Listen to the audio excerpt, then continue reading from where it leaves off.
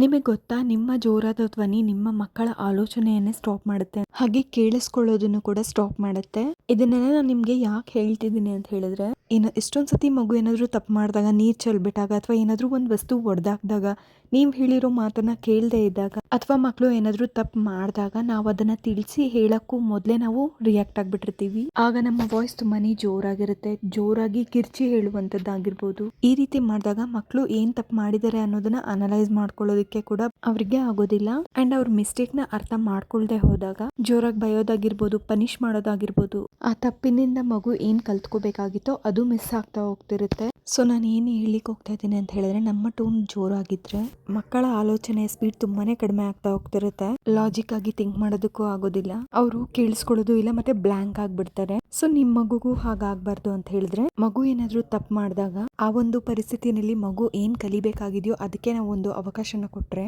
ಜೋರಾದ ಧ್ವನಿಯಲ್ಲಿ ಹೇಳ್ದೇನೆ com tone ಅಲ್ಲಿ ಸಮಾಧಾನವಾಗಿ ಮಕ್ಕಳಿಗೆ ಹೇಳಿದ್ರೆ, ಖಂಡಿತವಾಗೂ ಮಗು ಏನ್ ತಪ್ಪು ಮಾಡಿದ್ಯೋ ಅದನ್ನ ಸರಿಪಡಿಸ್ಕೊಳ್ಳಿಕ್ಕೆ ಸಾಧ್ಯ ಆಗುತ್ತೆ.